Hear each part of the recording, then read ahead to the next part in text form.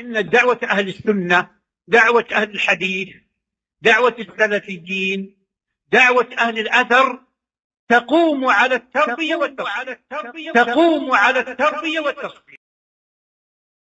السلام علیکم ورحمۃ اللہ وبرکاتہ۔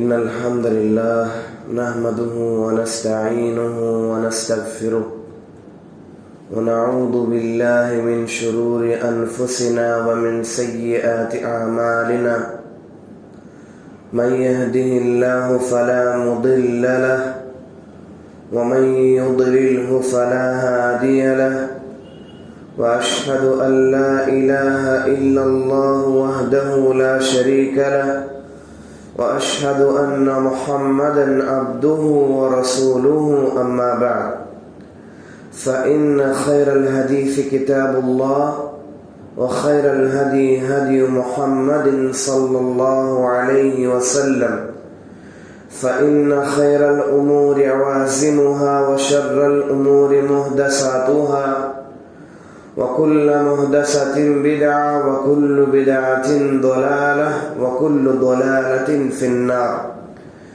فأعوذ بالله السميع العليم من الشيطان الرجيم من همزه ونفخه ونفسه۔ قال الله تبارك وتعالى في القرآن المجيد والفرقان الحميد، قال يا أيها الذين آمنوا اتقوا الله حق تقاته ولا تموتن إلا وأنتم مسلمون۔ يا أيها الناس اتقوا ربكم الذي خلقكم من نفس واحدة وخلق منها زوجها وبث منهما رجالا كثيرا ونساء، واتقوا الله الذي تساءلون به والأرحام إن الله كان عليكم رقيبا۔ يا أيها الذين آمنوا اتقوا الله وقولوا قولا سديدا يصلح لكم أعمالكم ويغفر لكم ذنوبكم، ومن يطع الله ورسوله فقد فاز فوزا عظيما۔ تمام تعریف اور حمد و ثنا صرف اور صرف اس اکیلے رب ذوالجلال کے لیے لائق و سزاوار ہے جو تمام جہانوں کا خالق و مالک ہے، رازق و مدبر و مصرف ہے۔ وہی ہے جو تمام کائنات کے مخلوق میں ہمیں افضل المخلوقات اور اشرف المخلوقات میں سے بنایا، اور وہی ہے جو تمام تر انسانوں میں اللہ کے پیارے نبی صلی اللہ علیہ وسلم کے پیارے امتی بنایا۔ لہذا تمام قسم کے تعریفات اکیلے اسی کے لیے سزاوار ہے جو تمام چیزوں کو پیدا کرنے والا اور اپنے نعمتوں سے پالنے والا رب العالمین ہے۔ ثانیاً تمام تر انبیاء علیہم الصلاۃ کے اوپر، ان میں بالخصوص نبی آخر الزماں رحمت للعالمین خاتم النبیین جناب مصطفیٰ محمد الرسول اللہ صلی اللہ علیہ وسلم، ان تمام پر اللہ سبحانہ و تعالیٰ کی کروڑوں درود و سلامتی ہو، آمین۔ محترم حضرات، پچھلے جمعہ کے اندر تیلگو زبان میں ہم نے درس کے آخر میں، جمعے کے خطبے کے آخر میں روزوں کی فرضیت کے تعلق سے اور اس کا کیا حکم ہے شریعت میں، اس کے بارے میں ہم لوگ سنتے آ رہے تھے۔ اس کے ساتھ دیکھیں اللہ سبحانہ و تعالیٰ کے نبی صلی اللہ علیہ وسلم نے بھی امام بخاری کی روایت کے ذریعے سے اور امام مسلم کی صحیح المسلم کی روایت کے ذریعے سے ہمیں بات پہنچائی ہے، اور اس روایت میں بیان کیا گیا اسلام کے 5 بنیادیں ہیں، جن میں سے ایک بنیاد رمضان المبارک کے مہینے کو پانے کے بعد اس عظیم مہینے میں اکیلے اللہ کی رضا کے خاطر ہمیں روزہ رکھنا چاہیے. جیسا کہ اللہ کے نبی صلی اللہ علیہ وسلم کی کا قول ہے، وہ فرماتے ہیں بنی الاسلام علی خمس، اسلام کے 5 بنیادیں ہیں. پہلا ہے شہادت ان لا الہ الا اللہ وان محمد رسول اللہ، کہ نہیں ہے کوئی سچا معبود سوائے اکیلے اللہ رب العالمین کے، اور محمد صلی اللہ علیہ وسلم یہ اللہ کے سب سے آخری رسول ہے، اور جتنے اللہ کے بندے ہیں ان سب میں عظیم بندے ہیں، اس بات کی گواہی دینا.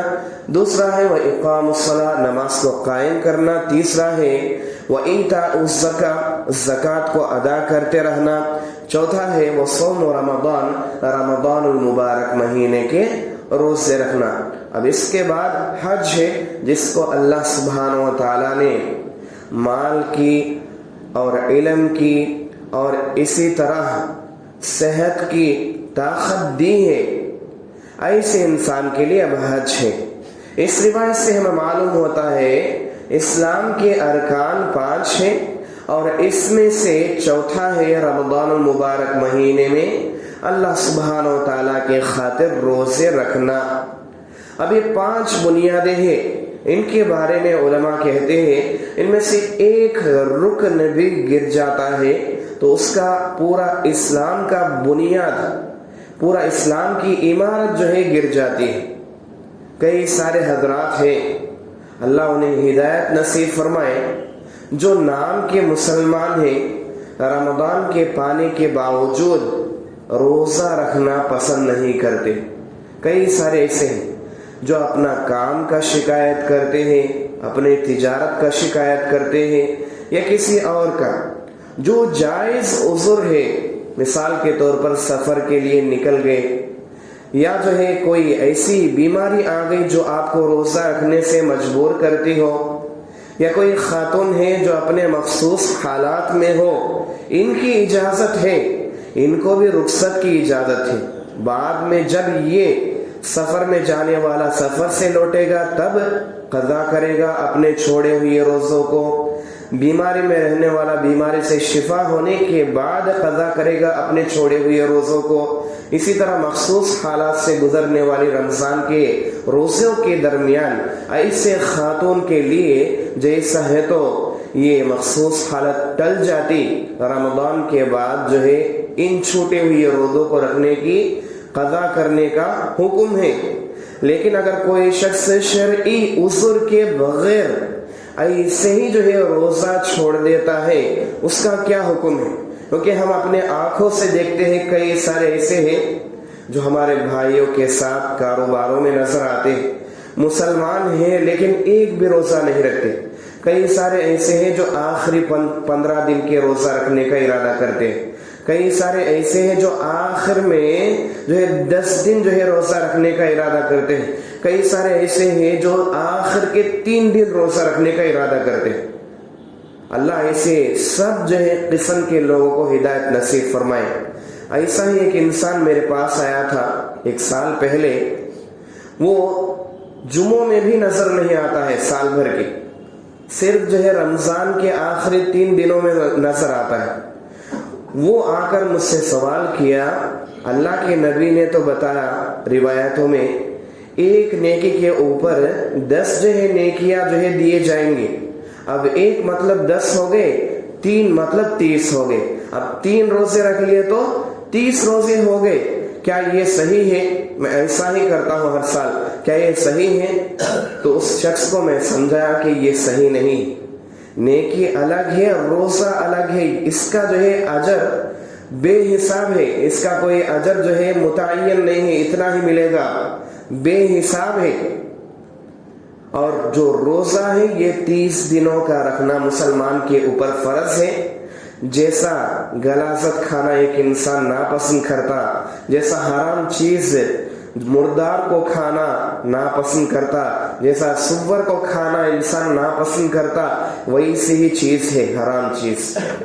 تو لہذا انسان کو جیسا ہے تو وہ گندے چیزوں سے اپنے آپ کو بچانا پسند کرتا ہے، ویسا رمضان کے روزے چھوڑنے سے بھی اس کو پرہیز کرنی چاہیے۔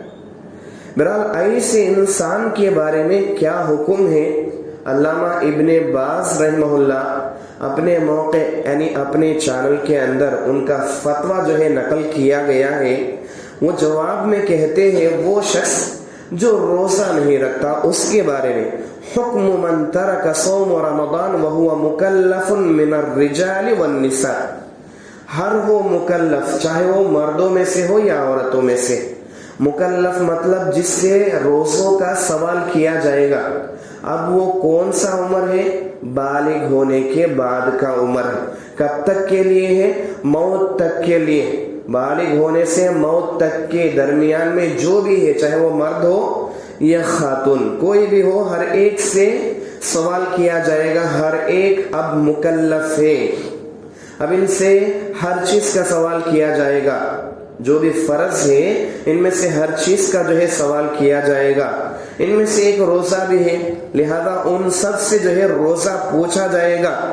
جو لوگ ہیں تو مکلف ہونے کے باوجود اللہ سبحانہ و تعالیٰ کے روزوں کو نہیں رکھتے ہیں اور جو ہے اللہ کی نافرمانی کرتے ہیں اور اس کے رسول صلی اللہ علیہ وسلم کی نافرمانی کرتے ہیں، یہ چیز ان کے لیے کبیرۃ من کبائر الذنوب، کبیرہ گناہ جتنے بھی ہیں ان میں ایک کبیرہ گناہ، بڑا گناہ، کبیرہ گناہوں میں کبیرہ گناہ یہ چیز ہے، یعنی رمضان کے روزوں کو رکھنا۔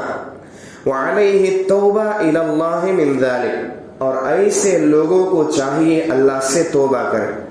جو غلطی ہے تو انہوں نے آج تک کیا ہے، اب آئندہ نہیں کریں گے۔ ہر سال جو ہے ہم روزے چھوڑتے آئے لاپرواہی کرتے ہوئے، اب آئندہ ایسا نہیں ہوگا، ہم روزہ ہر ایک روزہ رکھیں گے۔ اس طرح جو ہے اللہ سے توبہ کرنا ہے۔ اور جیسا ہے تو رمضان نصیب ہوتا فلیصمہ، اس مہینے میں جتنے بھی روزے ہیں پورے روزوں کے ذریعے سے اس مہینے کو سجانے کی کوشش کرنا ہے۔ وہ شخص جو جان بوجھ کر جو ہے اس کی فرضیت جانتا ہے، فرضیت کا انکار کرتا ہے، وہ تو کافر ہے۔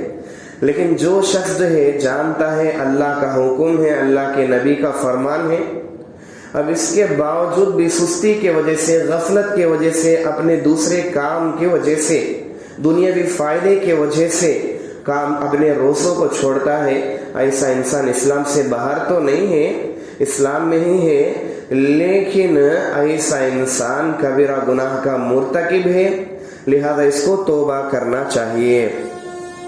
جو جان بوجھ کر اسلام میں اصل کوئی روزے نہیں ہے، روزے رکھنے کی ضرورت نہیں ہے، ایسا جو ہے کوئی کہتا ہے تو وہ شخص جو ہے ایسا کہنے والا روزہ رکھتا بھی ہے تو اس کے لیے روزے کا فائدہ نہیں ہے اور وہ اسلام سے باہر ہے۔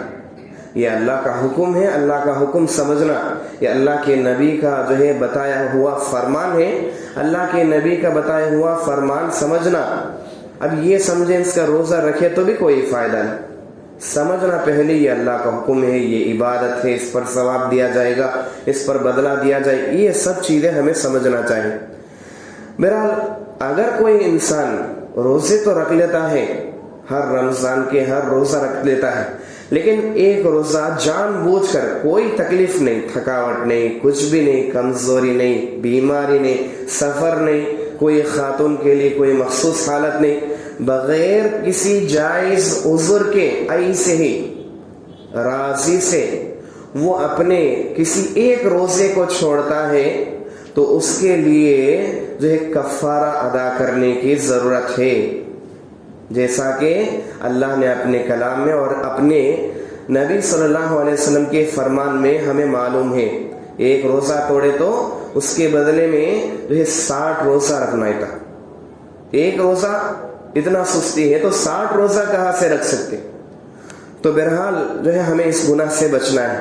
اس کے بارے میں حافظ ابن رجب رحمہ اللہ حنبلی رحمہ اللہ فرماتے ہیں، اگر کوئی ایسا انسان ہے جو کسی ایک روزے کو بھی جان بوجھ کر توڑ دیتا ہے، اس کے لیے واپس قضا کرنے کی ضرورت نہیں ہے، کہتے ہیں کیونکہ اس کا قضا کا وقت پورا ہو چکا ہے، جو فرضیت کا وقت تھا وہ ختم ہو چکا ہے، لہذا اس کو توبہ کرنا ہے، آئندہ اس طرح کے گناہ سے بچنا ہے۔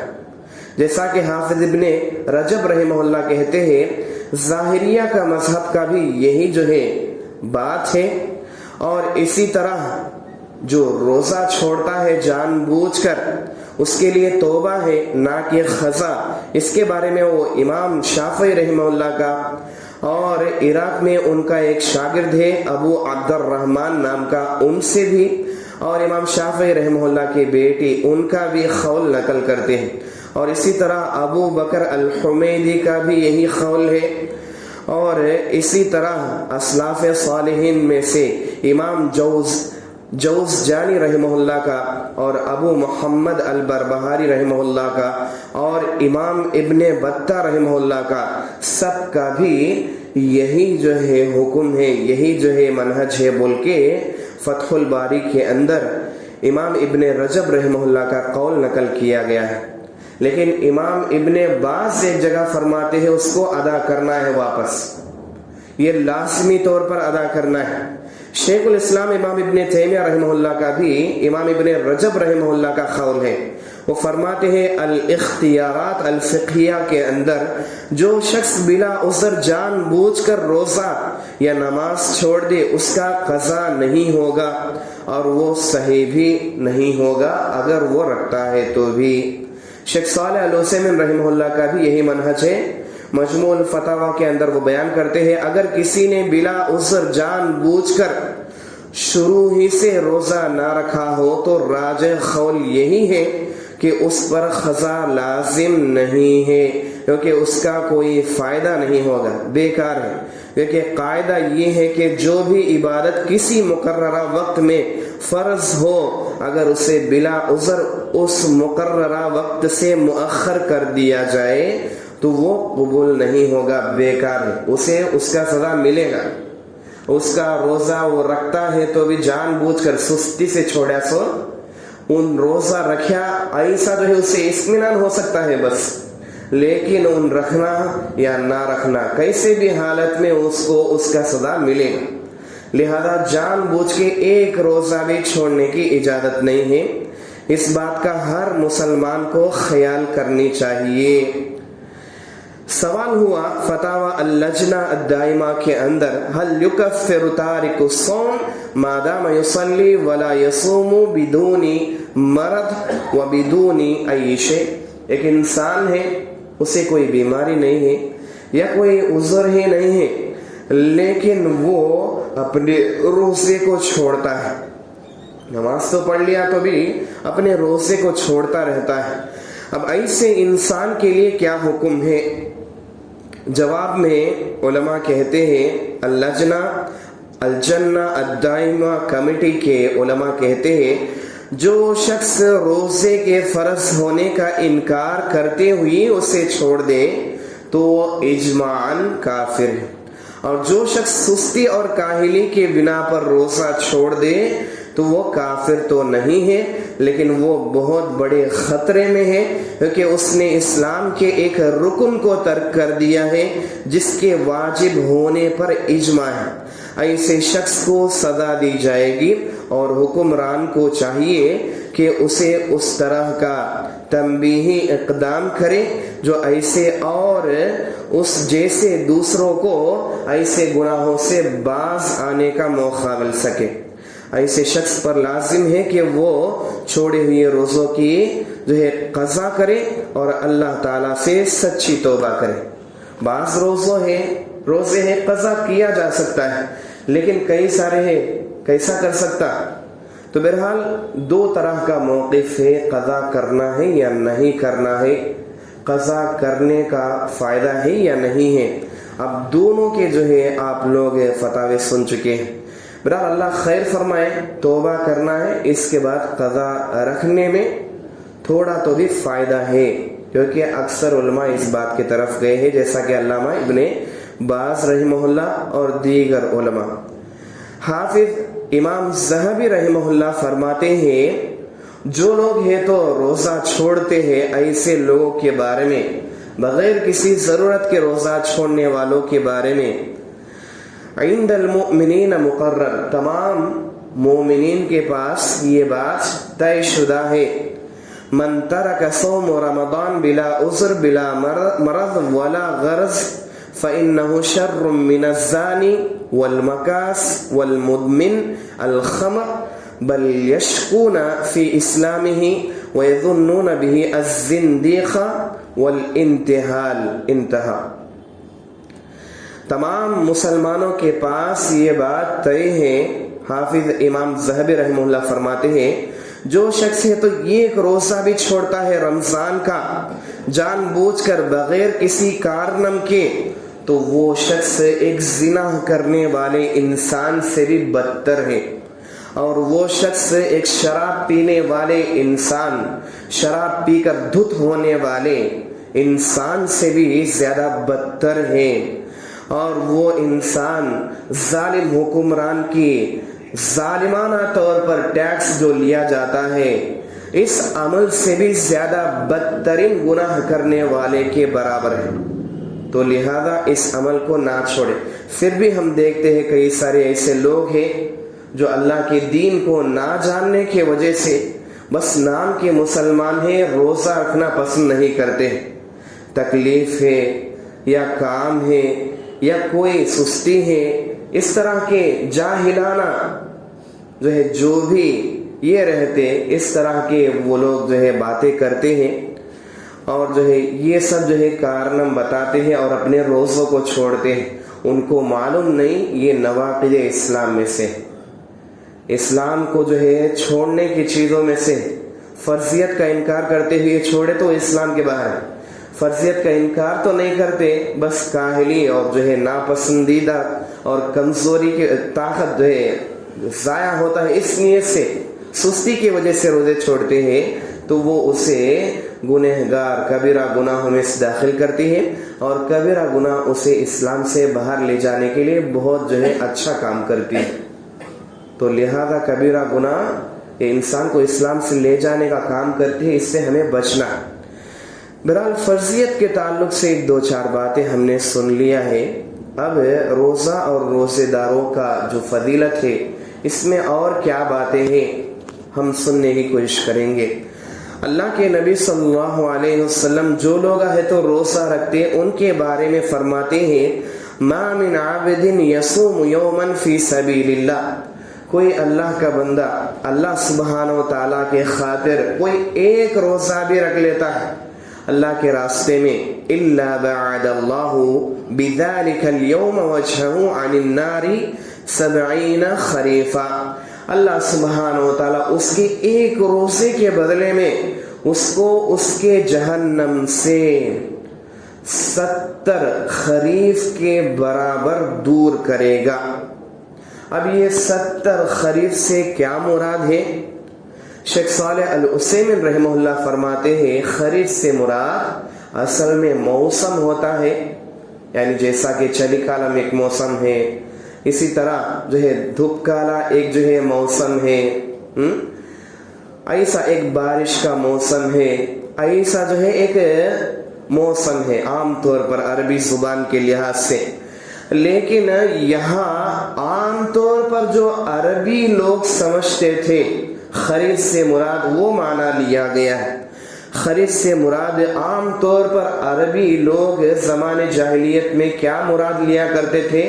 سال کو مراد لیا کرتے تھے، کسی خاص ایک موسم کو ہی نہیں بلکہ سال کو جو ہے مراد لیا کرتے تھے.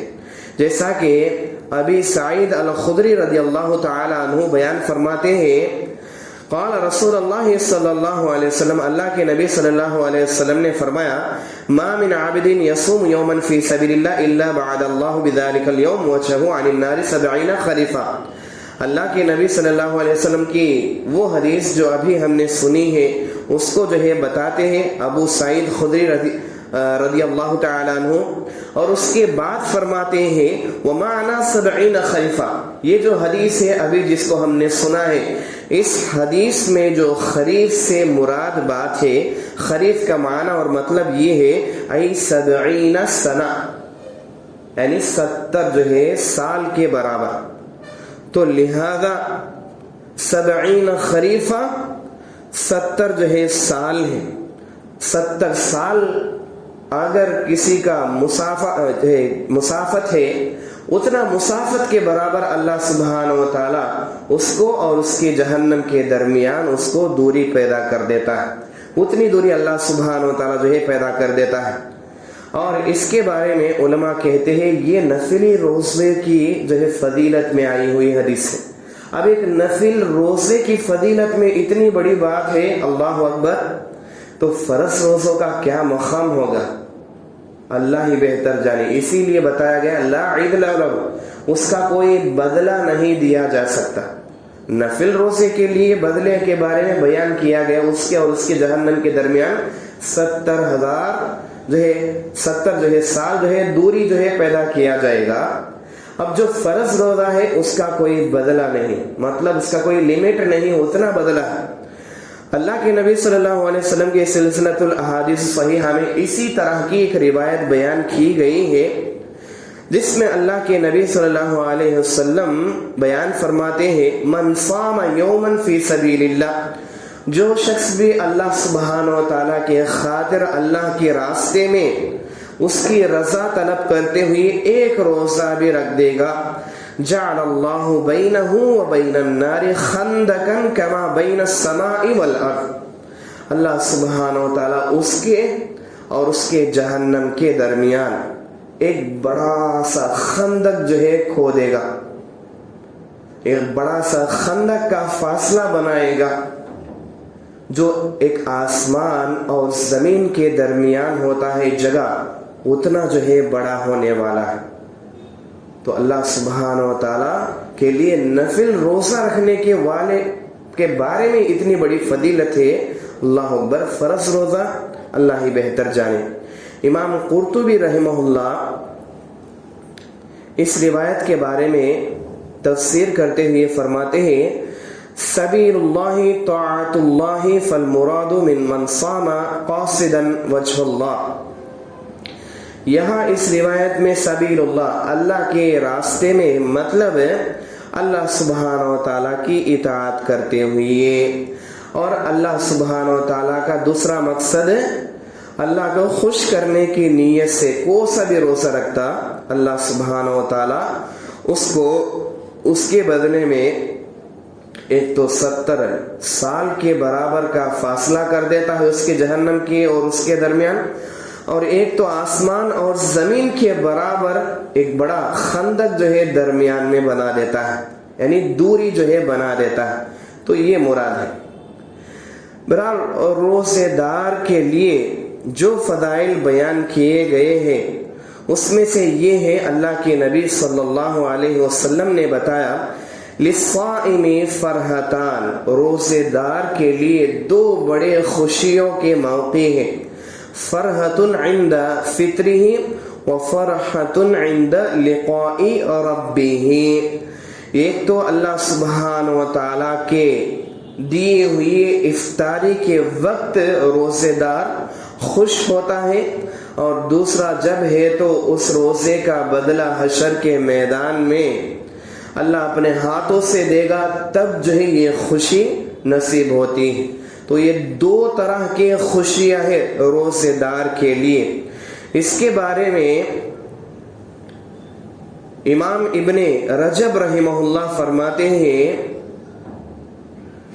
کہ جو بھی بندہ اللہ سبحانہ و تعالیٰ کے لیے روزہ رکھتا ہے اور افطاری کے وقت خوش ہوتا ہے اور بدلے کے دن کی امید کرتے ہوئے اس دن کی خوشی کا ارادہ کرتا ہے، اس کے بارے میں اما فرحۃ للصائم عند فطرہ فإن النفوس محبوبہ على المیل الى ما يلامه من مطعم ومشرب ومنکح، فإذا منعت من ذلك في وقت من الأوقات ثم أبيه لها في وقت آخر فرحت بإباحة ما منعت منه.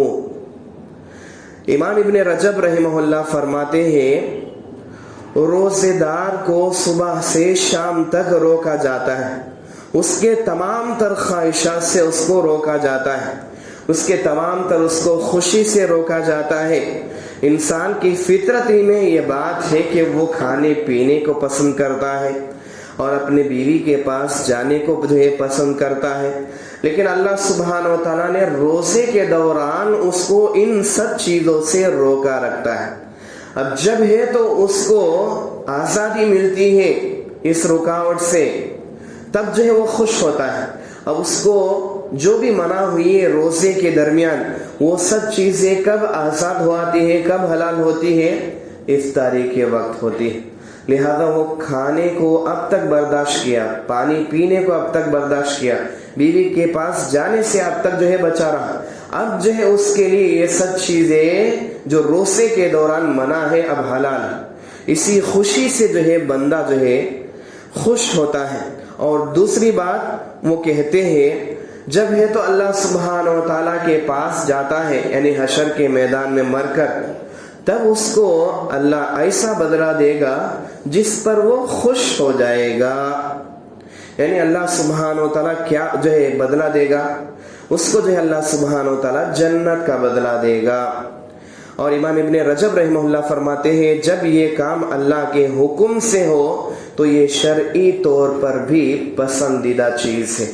ایک تو ایک افطاری کے وقت اس کے لیے پسندیدہ وقت ہوتا ہے، اور جب اس کو بدلہ دیا جاتا ہے یہ وقت بھی اس کے لیے پسندیدہ جو ایک چیز ہے۔ تو یہ دونوں اوقات میں بندہ جو روزہ رکھتا ہے اللہ کے خاطر وہ خوش ہوتا ہے۔ روزے دار کے منہ سے جو بدبو آتی ہے اس کے بارے میں اللہ کے نبی صلی اللہ علیہ وسلم نے بتایا کہ روزے دار کے منہ سے جو ایک قسم کی بدبو آتی ہے یہ قیامت کے دن اللہ سبحانہ و تعالیٰ کے نزدیک مشک سے زیادہ خوشبودار ہونے والی ہے۔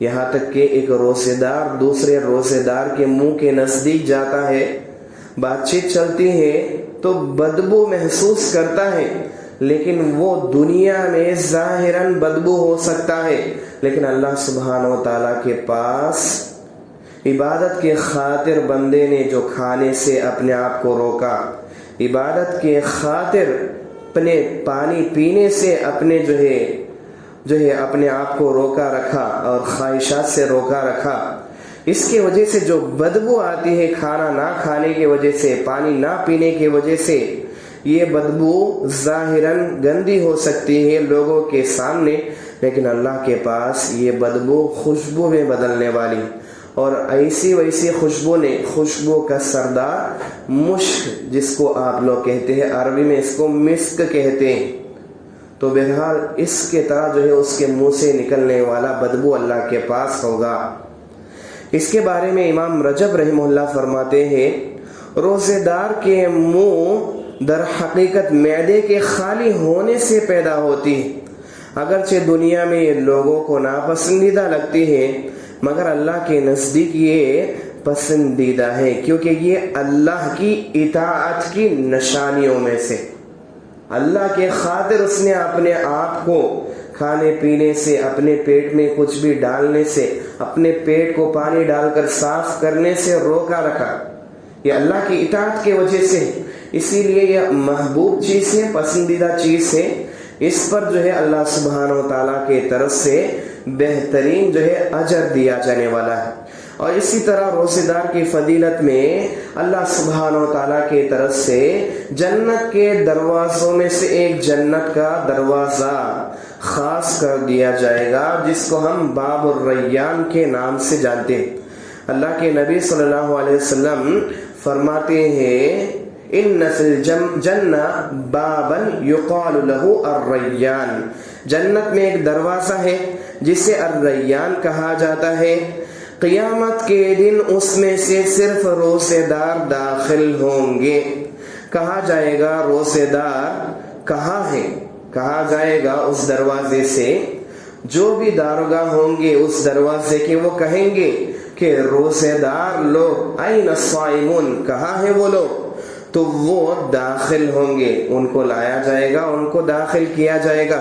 جب آخری روزے دار داخل ہو جائے گا تو دروازہ بند کر دیا جائے گا، پھر کوئی اس میں داخل نہ ہوگا۔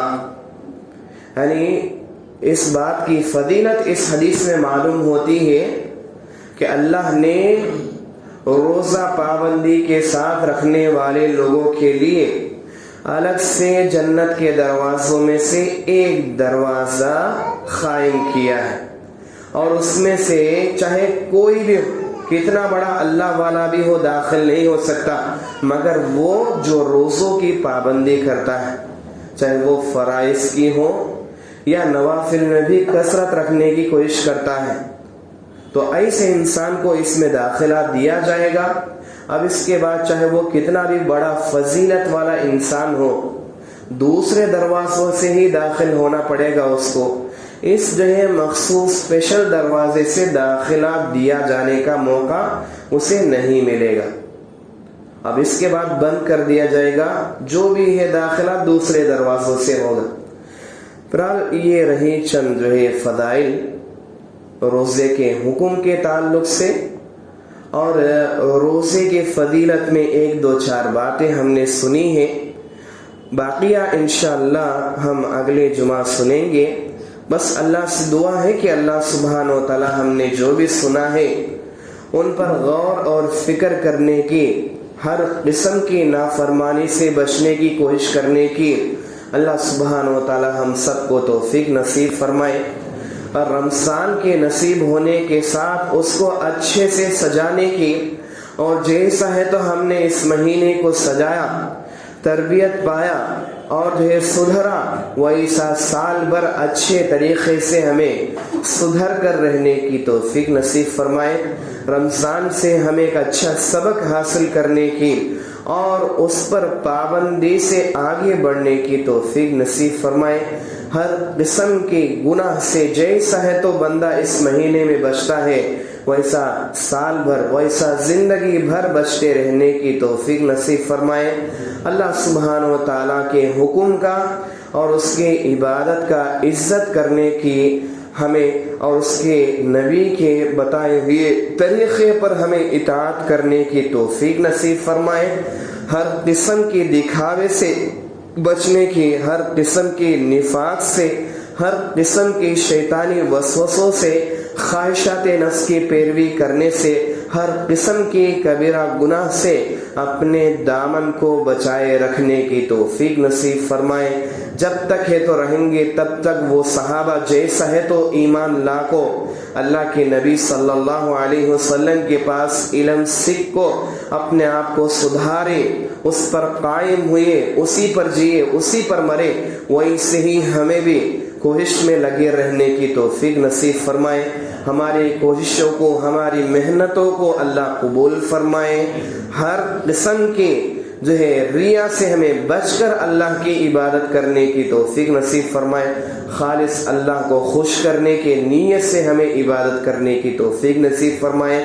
اللہ سبحانہ و تعالی ہماری محنتوں کو قبول فرمائے، اس کا بہتر سے بہتر بدلہ نصیب فرمائے۔ اللہ ہر عبادت کی توفیق کے ساتھ ہر عبادت کی مقبولیت کی توفیق بھی نصیب فرمائے، اس کے لیے بار بار اللہ کے سامنے گڑ گڑانے کی توفیق نصیب فرمائے، کیسا بھی اللہ کی مقبولیت ہمیں حاصل کرنے کی توفیق نصیب فرمائے۔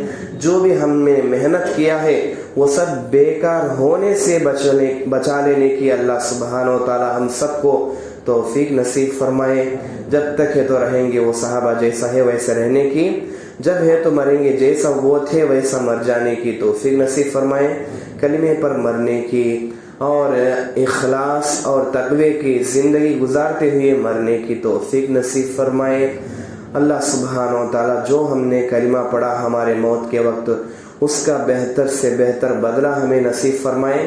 مرنے کے بعد قبر کے اندر ہمارے جو بھی سوالات ہوں گے وہ سب سوالات ہم سب کے لیے آسان ہونے کی توفیق نصیب فرمائے، ہمارے لیے علیین کے رجسٹر میں نام لکھا جانے کی، علیین کے جگہ پر ہمیں رکھا جانے کی توفیق نصیب فرمائے، سجین رجسٹر سے بھی اور اس مقام سے بھی بچنے کی توفیق نصیب فرمائے۔ اللہ سبحانہ و تعالی جب تک ہے تو قیامت نہیں قائم کرتا تب تک کے لیے آرام سے اپنے علیین میں آرام کرنے کی، جب ہے تو قائم کرے گا تب اللہ سبحانہ و تعالی حشر کے لیے اٹھائے گا، حساب و کتاب کے لیے، تب ہم سب کو اللہ سبحانہ و تعالیٰ کے پاس حاضر ہونے کی اور ہمارا حساب آسان ہونے کی اور ہمارا حساب جلد از جلد ہو جانے کی اور ہمارے حساب کے بدلے میں بہتر سے بہتر بدلہ اللہ کے جنت میں الفردوس نصیب ہونے کی توفیق نصیب فرمائے. آمین. وآخر دعوانا ان الحمد للہ رب العالمین.